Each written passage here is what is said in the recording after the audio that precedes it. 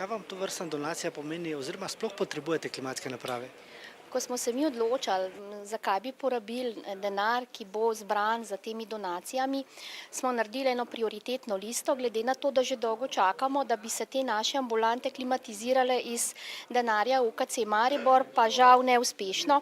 Smo se potem odločili, da bi bilo najbolje, ker je vsota takšna, da bi s tem lahko pokrili klimatizacijo ambulantnega centra in tudi enoto za endoskopijo, ki ravno tako pač potrebuje klimatsko napravo, ker je to zaprt prostor, kjer se pač dnevno izvaja veliko teh preiskav, potem odločitev ni bila težka. Zdaj v teh ambulantah, ki so zelo majhne in zelo slabo izolirane, je poleti delo nevzdržno, ne samo za zaposlene, predvsem za bolnike, ki čakajo na pregled.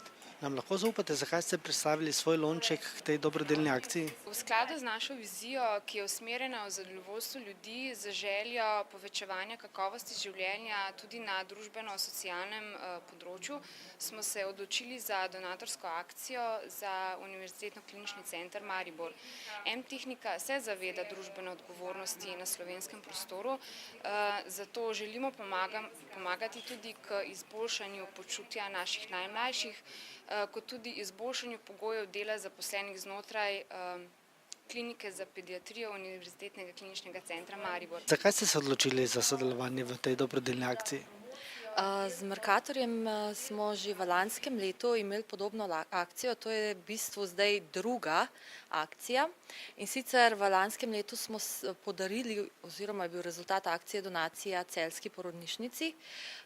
Letos pa smo se odločili skupaj z Mercatorjem, da bo donacijo dobil Mariborski klinični center. Zakaj konkretno ste se odločili za mariborsko pediatrijo? Bom rekla, odločitev je bila skupna.